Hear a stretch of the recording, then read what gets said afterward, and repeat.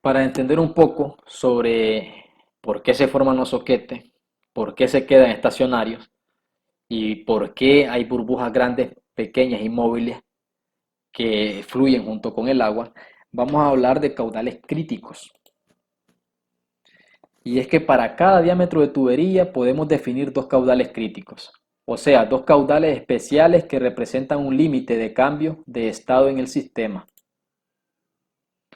Un caudal crítico lo más pequeño, que se calcula con la expresión Q sub C igual a 1.19 por D elevado a la 5 medio, y un caudal crítico lo más grande, que se calcula con la expresión Q sub S igual a 1.57 por D elevado a la 5 medio, donde D va a representar el diámetro interno de la tubería instalada. Aquí les dejo los cálculos de los caudales subcrítico y supercrítico, o caudal crítico lo más pequeño y lo más grande, para los diferentes diámetros de tubería y su SDR. Por ejemplo, la tubería de media pulgada SDR 13.5 tiene un diámetro interno de 0.0182 metros, un caudal supercrítico o un caudal crítico lo más grande de 0.07, un caudal subcrítico o un caudal crítico lo más pequeño de 0.05. Pero, ¿qué quiere decir en realidad? ¿Qué significa tener un caudal subcrítico o tener un caudal supercrítico en nuestra tubería?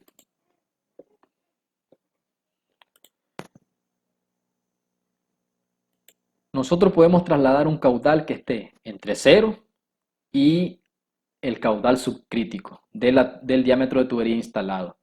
O puede estar entre QC y QS. O sea que puede ser mayor que el caudal subcrítico de la tubería instalado, pero menor que el caudal supercrítico de la tubería instalada. O podemos estar trasladando un caudal mayor al caudal supercrítico de la tubería instalada. ¿Qué pasa en el primer caso? Si estamos trasladando un caudal menor al caudal subcrítico de la tubería, lo vamos a conocer como flujo subcrítico. Entonces, si el caudal Q que el sistema es capaz de producir es menor que QC, los soquetes de aire permanecerán en posiciones fijas, aguas abajo de los puntos altos. Eso cualquier sea la pendiente aguas abajo del punto alto.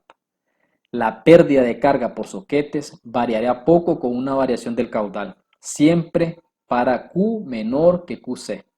La variación proviene de la variación de la pérdida de presión aguas arriba del soquete. Si nosotros siempre vamos a estar trasladando un caudal menor que el caudal subcrítico de la tubería instalada, los soquetes siempre van a permanecer. No van a poder ser expulsados con el mismo flujo de agua. La siguiente situación.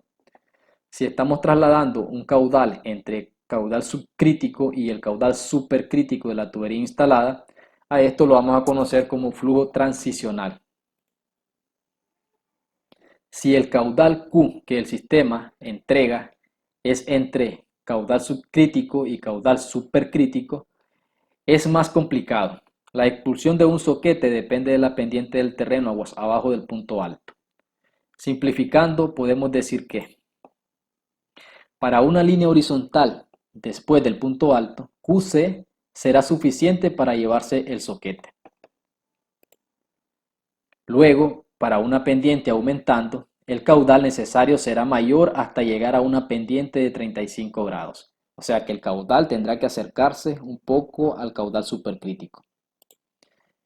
Luego, si la pendiente es mayor de 35 grados, el caudal necesario disminuirá otra vez. Podemos estar trasladando un caudal más cerca del caudal subcrítico. Y la tercera situación.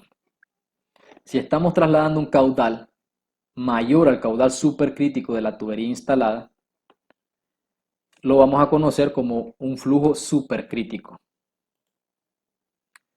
Si el caudal que el sistema es capaz de entregar es mayor que QS, el aire será expulsado de los soquetes y cualquier aire adicional proveniente desde agua arriba también circulará por la zona de donde fueron los soquetes, sin quedar atrapado.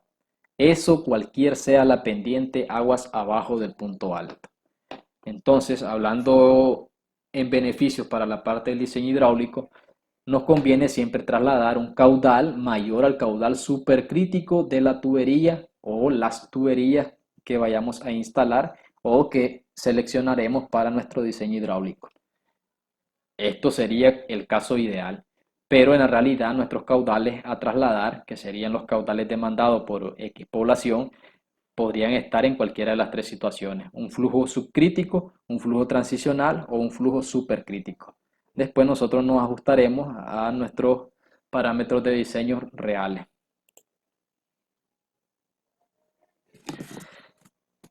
Continuando con caudales críticos, cada soquete necesitará cierto caudal para ser expulsado, que llamaremos Q crítico. Q crítico será el caudal mínimo para expulsar un soquete. Este caudal tiene entonces un valor entre QC y QS, o flujo transicional. La manera más frecuente de tener problemas con soquetes de aire después de haber puesto en marcha el sistema es que el caudal disminuya de un caudal supercrítico a uno subcrítico, como resultado de una disminución en la producción del manantial. Si esto sucede, el flujo puede quedar completamente cortado. Esto si no hemos considerado en nuestro diseño el caudal mínimo que producía el manantial y hemos diseñado con un caudal supercrítico cuando en la época de verano la producción del manantial disminuye hasta tener un flujo subcrítico y, como habíamos mencionado anteriormente, aparecen todos los soquetes y se quedarán fijos, estacionarios. Pero si nuestro manantial siempre sigue produciendo un caudal supercrítico, nunca vamos a tener problemas con soquetes.